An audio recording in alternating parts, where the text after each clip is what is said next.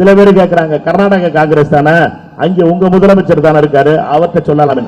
அங்க இருக்க கர்நாடக அரசியல்வாதிகளும் பாஜகவோடு சேர்ந்து, பாஜக, ஜனதாதளம், இந்த அரசியல் கட்சிகள் எல்லாரும் சேர்ந்து தமிழ்நாட்டுக்கு தண்ணி விடக்கூடாதுன்னு முதலமைச்சரை போராட்டம் பண்றாங்க. அவரை பொறுத்த மட்டும் கர்நாடகத்தினுடைய நலன் தான் பார்ப்பாரு ஒழிய தமிழ்நாட்டினுடைய நலனை பார்க்கறது அவருடைய வேலை கிடையாது. நம்ம எப்படி தமிழ்நாட்டினுடைய நலனுக்காக போராடுறோமோ அதே மாதிரி அவர் கர்நாடகத்தினுடைய நலனுக்காக போராடுறார். நம்ம நியாயமா தமிழ்நாட்டுக்கு கிடைக்க வேண்டியதான் கேட்கிறோமே ஒழிய அநியாயமா எதுவுமே கேட்கல. தமிழ்நாடு காங்கிரஸ் எங்களை பொறுத்த மட்டும் தண்ணி திறந்து விடணும்ங்கிறதுல ரொம்ப தெளிவா இருக்கும். இப்ப திருப்பி நம்ம பத்திரிகையாளர்கள் சொன்னது என்னன்னா, எதுக்கு டீலிமிட்டேஷன் இதை பத்தி முதலமைச்சர் கூட்டம் போடணும், காவிரியை பத்தில கூட்டம் போட்டிருக்கணும் அப்படின்னு கேட்டாங்க. காவிரியில தண்ணி வந்துருச்சு, மேகதாது கட்ட முடியாதுன்னு மத்திய அரசு சொல்ல ஆரம்பிச்சிருக்கு இப்பதான். அதனால இப்ப டீலிமிட்டேஷன் வர திங்கட்கிழமை அன்னைக்கோ செவ்வாய்க்கிழமையோ புதன்கிழமைக்குள்ளேயோ டீலிமிட்டேஷனை கொண்டு வந்து பாஸ் பண்ணணும் மோடி அரசு திட்டம் போட்டு இருக்கு. இதுக்கு நடுவில் பாத்தீங்கன்னா நம்ம பழைய கூட்டணி கட்சிக்காரங்க என்ன சொல்றாங்கன்னா, பில்லே வரலையே, பில்லே வராம முதலமைச்சர் ஏன் கூட்டம் போட்டாரு, ஏப்பா புண்ணியவாங்களா நீங்க கூட்டம் போட்டீங்களப்பா, அப்ப நாங்களும் வந்தோம்ப்பா, அப்பவும் பில்லு வரலையப்பா. அதுவும் தமிழக முதலமைச்சர் திரு விஜய் அவர்களை பொறுத்த மட்டும் எந்த அழுத்தத்துக்கும் ஆளாகாதவர். அவர் என்ன எடப்பாடி பழனிசாமியா என்னுடைய அழுத்தம் கொடுத்த உடனே சரண்டர் ஆகிறதுக்கு? அவரை பொறுத்த மட்டும் அருமைக்குரிய சகோதரர் பிரவீன் சக்கரவர்த்தி அவர்களும், இந்த முன்னாள் மாவட்ட காங்கிரஸ் தலைவர்கள் அருமை சகோதரர் சிவராமன் அவர்களுக்கும் மற்றும் எல்லா நண்பர்களுக்கும் வணக்கம்.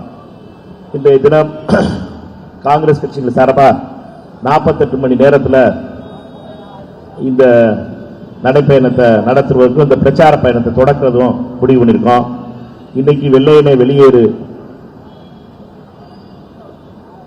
காந்தியும் நேருவும் பட்டேலும் காமராஜரும் 1948 ஆகஸ்ட் 9ஆம் தேதி வெள்ளையனே வெளியேறுங்கிற போராட்டத்தை தொடங்கினாங்க. அந்த போராட்டத்தில் கலந்துக்கிறாத 2-3 கூட்டம் இருக்கு. ஒன்று பார்த்தீங்கன்னா இங்க இருக்க சங்கி கூட்டம், இன்னொரு கூட்டம் எங்க இருக்குன்னு உங்களுக்கு தெரியும். இவர்கள்லாம் அந்த வெள்ளையனே வெளியேறு போராட்டத்திலையும் கலந்துக்கல, நேற்று நடந்த நாடாளுமன்ற உறுப்பினர் கூட்டத்திலையும் கலந்துக்கல. அவர்களை பொறுத்த மட்டும் தொகுதி மறை, அதாவது டீலிமிட்டேஷன், தொகுதிகளை மாற்றி தமிழ்நாட்டினுடைய அதிகாரத்தை குறைக்கிறதுக்காக தொடர்ந்து முயற்சி நடைபெறுது. இப்ப திடீர்னு பாத்தீங்கன்னா ஃபேர் டீலிமிட்டேஷன், அது என்ன ஏமாத்து வேலையில என்ன ஃபேரு அன்ஃபேரு? ஏமாத்து வேலைங்கிறதுக்கு ஒரே ஏமாற்று வேலை தான். ஏமாற்று வேலைன்னு சொல்றதுக்கு அர்த்தம் ஒரே விதத்துல தான் இருக்குமே ஒழிய நீங்க அது அன்ஃபேரு ஃபேர்லாம் பிரிக்க முடியாது. தமிழ்நாட்டை பொறுத்த மட்டும் தமிழ்நாட்டுக்கு நியாயமாக இருக்க வேண்டிய நிதியை கொடுக்கிறது இல்லை மத்திய அரசு, மோடி அரசு. நியாயமாக கிடைக்க வேண்டிய திட்டங்களை கொடுக்கிறது இல்லை மோடி அரசு. நம்மகிட்ட வாங்கிட்டு போற வரியில 29 காசு தான் திருப்பி கொடுக்கறாங்க. இப்படி பல வகையில தமிழ்நாட்டை ரொம்ப கேவலமா நடத்துற மோடி அரசுக்கு யாரெல்லாம் அவர்கள் செய்ய போற இந்த டீலிமிட்டேஷன் மிகப்பெரிய துரோகமா முடிய போகுது. தமிழ்நாட்டை பொறுத்த மட்டும் நம்ம 39 எம்பி இருக்கோம். இப்ப நாடாளுமன்ற தொகுதியில் எம்பி இல்லை. இந்த நாடாளுமன்ற தொகுதிகளில் குறைப்பதற்காக பாஜக முயற்சி செய்யுது. கடந்த ஆண்டு, இந்த ஆண்டு ஏப்ரல் 17ஆம் தேதி அதற்காக ஒரு சட்டத்தை கொண்டு வந்தாங்க, டீலிமிட்டேஷன். அதை எல்லாரும் சேர்ந்து தமிழ்நாட்டில் இருந்த 39 நாடாளுமன்ற உறுப்பினர்களும் எதிர்த்து ஓட்டு போட்டு அந்த சட்டத்தை தடுத்து நிறுத்தியாச்சு. ஆனா ஏப்ரல் மாசம் பேசின பேச்சுக்கும் ஆகஸ்ட் மாசம் பேசுற பேச்சுக்கும் யார்கிட்ட வித்தியாசம் இருக்குங்கிறத மட்டும் நீங்க கவனமா பார்க்கணும். முதல்ல பேசும்போது டீலிமிட்டேஷன், நோ டீலிமிட்டேஷன் சொன்னவங்க இப்ப திடீர்னு ஃபேர் டீலிமிட்டேஷன் ஆரம்பிச்சிருக்காங்க. இந்த ஃபேர் டீலிமிட்டேஷனுக்கு எதுவும் என்ன அர்த்தம்னு கேட்டீங்கன்னா, தமிழ்நாட்டுக்கு 50% சீட்டை கூட்டிடுவாங்க, உத்தரப்பிரதேசத்துக்கு 50% சீட்டை கூட்டிடுவாங்க. இப்ப நம்மளுக்கு பின்னாடி இருக்க பலூன் வச்சிருக்கிறதுல இங்க பாத்தீங்கன்னா 40 தமிழ்நாட்டுக்கு நாடாளுமன்ற உறுப்பினர் இருக்கு. 40 பேருக்கு 4 இது வச்சிருக்காங்க பலூன்ல. தமிழ்நாட்டில் 8 போட்டிருக்கிறது. உத்தரப்பிரதேசத்துக்கு 80 நாடாளுமன்ற உறுப்பினர்கள் இருக்காங்க. இப்ப 50% கூட்டணும்னா 40 60,000, 80 120,000. 120 ஆயிடுச்சுன்னா அதை பொறுத்த மட்டும் நமக்கும் உத்தரப்பிரதேசக்குமான டிஃபரன்ஸ்ங்கிறது ஏறக்குறைய முதல்ல 40 இருந்துச்சு, இப்ப 60,000.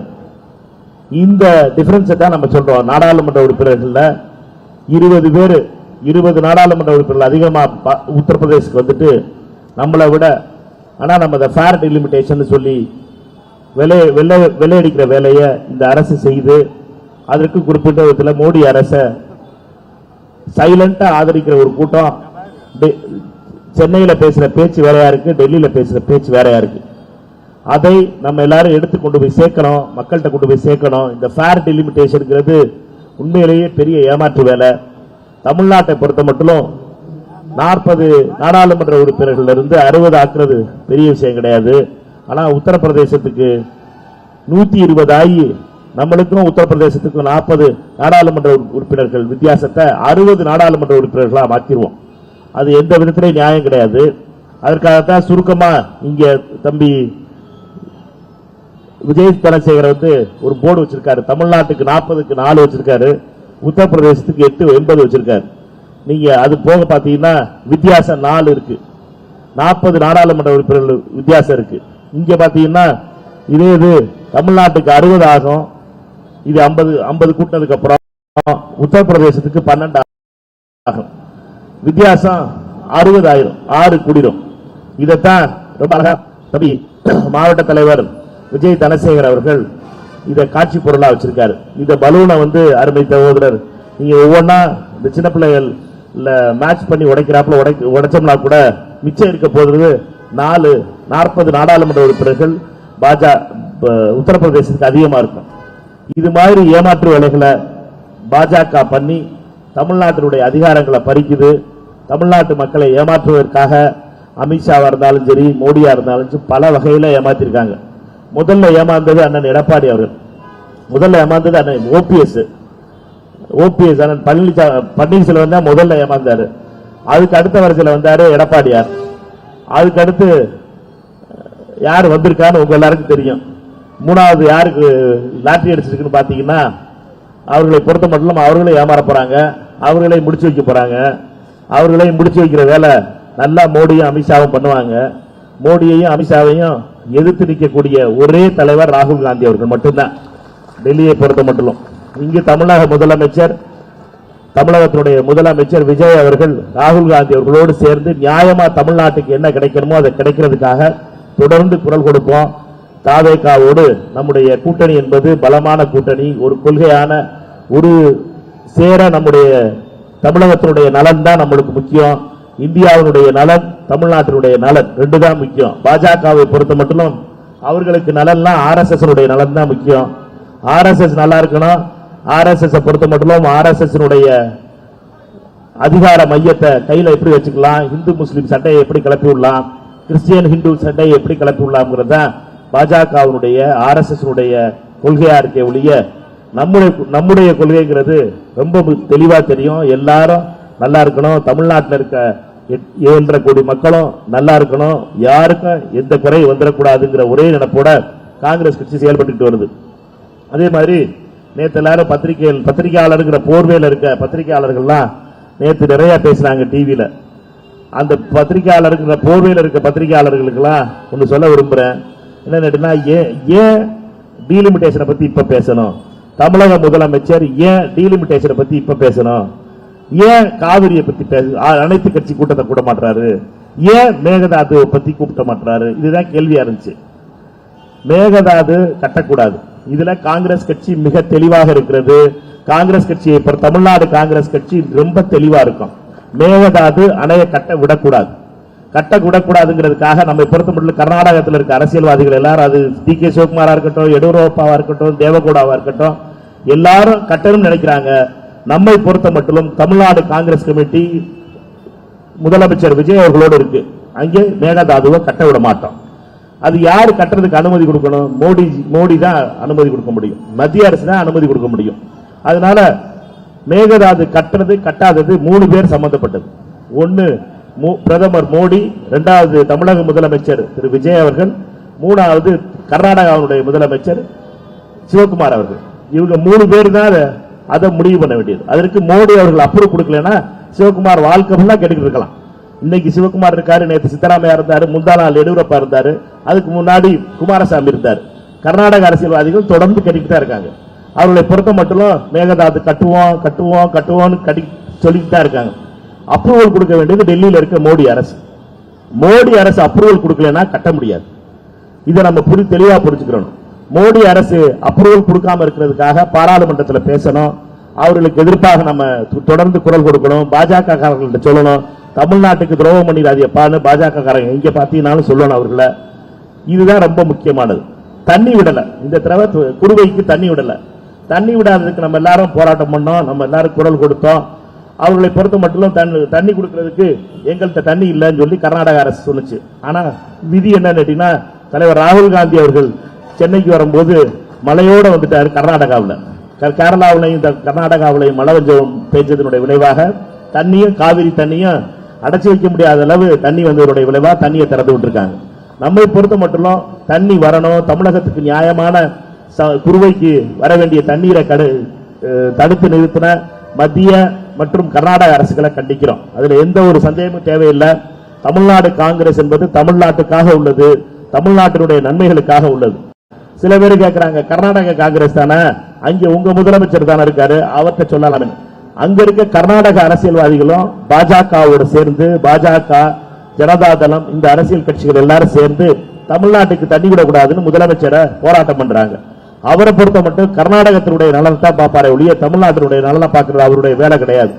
நம்ம எப்படி தமிழ்நாட்டினுடைய நலனுக்காக போராடுறோமோ அதே மாதிரி அவர் கர்நாடகத்தினுடைய நலனுக்காக போராடுறார். நம்ம நியாயமா தமிழ்நாட்டுக்கு கிடைக்க வேண்டியதான் கேட்கிறோமே ஒழிய அநியாயமா எதுவுமே கேட்கல. தமிழ்நாடு காங்கிரஸ் எங்களை பொறுத்த மட்டும் தண்ணி திறந்து விடணும்ங்கிறதுல ரொம்ப தெளிவா இருக்கும்.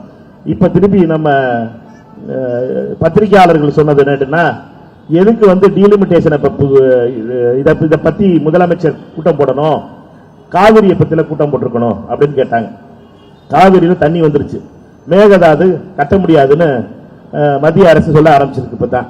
அதனால இப்ப டீலிமிட்டேஷன் வர திங்கட்கிழமை அன்னைக்கோ செவ்வாய்க்கிழமையோ புதன்கிழமைக்குள்ளேயோ டீலிமிட்டேஷனை கொண்டு வந்து பாஸ் பண்ணணும் மோடி அரசு திட்டம் போட்டு இருக்கு. இதுக்கு நடுவில் பாத்தீங்கன்னா நம்ம பழைய கூட்டணி கட்சிக்காரங்க என்ன சொல்றாங்கன்னு கேட்டீங்கன்னா, பில்லே வரலையே, பில்லே வராம முதலமைச்சர் ஏன் கூட்டம் போட்டாரு? ஏப்பா புண்ணியவாங்களா, நீங்க கூட்டம் போட்டீங்களப்பா, அப்ப நாங்களும் வந்தோம்ப்பா, அப்பவும் பில்லு வரலையப்பா. பில்லு எப்பவுமே மோடி அரசு ஒரு மாசத்துக்கு முன்னாடி பில்லு கொடுக்கறது. நாளை காலையில போன உடனே பில்லு வந்துடும் கையில டேபிளுக்கு பாராளுமன்றத்தில். அவர்கள் நேரமே கொடுக்கறது இல்லை. அது காஷ்மீர் 370 இருக்கட்டும், எந்த சட்டமா இருந்தாலும் சரி, சட்டத்தை முதல்ல காட்டுறதே கிடையாது. பில்ல பரிசு பேப்பர் லீக் எதை ஜாக்கிரதையா வச்சிருக்கணுமோ அதை லீக் ஜாக்கிரதையா வச்சுக்க மாட்டேது மோடி அரசு. பரிசைக்கு கொடுக்கிற நீட் பேப்பரை ஜாக்கிரதையா வச்சுக்கணும், அதை ஜாக்கிரதையா வச்சுக்க மாட்டாங்க, அதை லீக் பண்ணி விட்டுறாங்க. ஆனா சட்டத்தை மட்டும் பத்திரமா வச்சிருந்து பையில வச்சிருந்து கோர்ட்ல இருந்து எடுத்து அமித்ஷா சட்டமன்றத்துக்கு பாராளுமன்றத்துக்கு கொடுப்பது என்பது பழக்கமா இருக்கு. இது எல்லாம் தெரிஞ்சும் ஏன் நம்ம நாடாளுமன்ற உறுப்பினர்கள் தமிழ்நாட்டை சேர்ந்த நாடாளுமன்ற உறுப்பினர்கள் சில பேர் வராம இருந்தாங்கிறது தான் ரொம்ப கவலைக்குரிய விஷயம். தமிழ்நாட்டினுடைய முதலமைச்சரா முதல் முறையாக 57 நாடாளுமன்ற உறுப்பினர்களுக்கு அழைப்பு கொடுத்து, சீஃப் செக்ரட்டரியோட அழைப்புதல் கொடுத்து தமிழ்நாடு அரசு நடத்துது. இது ஒன்னும் திமுகவோ அதிமுகவோ நடத்துறாப்புல அவங்களுடைய கூட்டணி கட்சிகளுக்கு கூட்டம் கிடையாது. இது எல்லா நாடாளுமன்ற உறுப்பினர்களுக்கும் அழைப்பு வச்சு சீஃப் செக்ரட்டரி கூப்பிட்டு செக்ரட்டரியேட்ல உட்கார்ந்து, கலைவாணர் அரங்கத்தில் உட்கார்ந்து, கான்பரன்ஸ் ஹால்ல உட்கார்ந்து நடந்த கூட்டம். ஒரு தமிழ்நாடு கவர்மெண்டோட கூட்டம். இது ஒரு கட்சி கூட்டம் கிடையாது. ஆனா இந்த கூட்டத்திற்கு வராம அரசியல் பேசிக்கிட்டு தமிழ்நாடு முக்கியம் இல்ல அப்படின்னு நினைக்கிறவர்கள் எல்லாம் அரசியல் செய்யறதா முக்கியம் நினைக்கிறாங்க. அவர்களை பொறுத்த மட்டும் அரசியல் செய்யணும், தமிழ்நாட்டில் எதையாவது ஒண்ணு பேசணும். ஆனா தமிழ்நாடு ஒற்றுமையா இருக்கு, நம்ம எல்லாரும் ஒன்னா இருக்கோம் அப்படின்னு சொல்லி காட்டுறதுக்கு பயப்பட்டவங்க எல்லாரும் நேற்று கூட்டத்துக்கு வரல. ரொம்ப கவலையான விஷயம். அதை பொறுத்த மட்டும் அவர்களை பொறுத்த மட்டும் அவர்கள் அதோட இன்னொன்று கதை கட்டி விட்டு இருக்காங்க. காங்கிரஸ் அழுத்தம் கொடுத்து அந்த இந்த கூட்டத்தை நடந்துச்சு சொல்லி. நம்மை பொறுத்த மட்டும் நம்ம இப்படி பழக்கமே கிடையாது. அதுவும் தமிழக முதலமைச்சர் திரு விஜய் அவர்களை பொறுத்த மட்டும் எந்த அழுத்தத்துக்கும் ஆளாகாதவர். அவர் என்ன எடப்பாடி பழனிசாமியா என்னுடைய அழுத்தம் கொடுத்த உடனே சரண்டாகிறதுக்கு? அவரை பொறுத்த மட்டும் எந்த அழுத்தத்துக்கும் அவர் பணிஞ்சு போறதில்லை. அவருடைய தமிழக முதலமைச்சராக எல்லா எம்பிக்களையும் கூப்பிட்டு பேசணும், டீலிமிட்டேஷன் வரப்போகுது அப்படிங்கிறதுக்காக சீஃப் செக்ரட்டரி மூலமா கூட்டின கூட்டத்தை நாடாளுமன்ற கூட்டத்தில் வரலன்னா பரவாயில்ல, நீ வரல, எனக்கு நான் வர விரும்பல, உங்களை முகத்தை பார்க்க விரும்பல, ஏன்னு கேட்டீங்கன்னா எங்க தலைவரை கூப்பிட மாட்டீங்க, அதனால நாங்க வரல அப்படின்னு சொன்னீங்கன்னா பரவாயில்ல. எதுக்கு இந்த பொய் போராட்டு? காங்கிரஸ் அழுத்தம் கொடுத்துச்சு, நாங்க அவங்க மேல இருந்து அழுத்தம் கொடுத்தாங்கிறத. அதாவது மோடி அரசை எதிர்த்து நிக்கிறதுல திரு விஜய் அவர்கள் அனைத்து கட்சிகளோட, கம்யூனிஸ்ட் கட்சிகள், விடுதலை சிறுத்தைகள், முஸ்லீம் லீக், காங்கிரஸ் கட்சி, மறுமலர்ச்சி திராவிட முன்னேற்ற கழகம்னு எல்லா நாடாளுமன்ற 21 நாடாளுமன்ற உறுப்பினர்களையும் அழைச்சிருந்தாங்க. நம்மை பொறுத்த மட்டும் ரொம்ப தெளிவாக இருக்கிறோம். இந்த கூட்டணி ரொம்ப தெளிவாக இருக்கிறது. தமிழ்நாட்டில் இருக்க 39 சீட்டு மட்டும் இந்த சீட்டை காப்பாற்றணும். ஃபேர் டீலிமிட்டேஷன் கிடையாது, நோ டீலிமிட்டேஷன் தான் நம்மை பொறுத்த மட்டும். இந்த டீலிமிட்டேஷன் அவங்க கொண்டு வர்றது மோடியோட லிமிட்டேஷனுக்காக. இந்த மோடி லிமிட்டேஷனை நம்ம ரிஜெக்ட் பண்ணணும். இந்த ரிஜெக்ட் பண்ண வேண்டியது நம்ம மோடியினுடைய இந்த டீலிமிட்டேஷன் ப்ரொபோசலை. அது சீட்டு 50% கூட்டி கொடுக்கிறோம் சொல்றது பெரிய மோடி மஸ்தான் வேலை. அது ஏமாத்துறதுக்காக செய்யற வேலை. இந்த ஏமாத்துறதுக்காக செய்யற வேலையை நம்ம ஆதரிக்க கூடாது. நானும் சரி, சகோதரர் பிரவீன் சக்கரவர்த்தி அவர்களும் சரி, நாடாளுமன்றத்தில் இதை எதிர்த்து ஓட்டு போடுவோம்.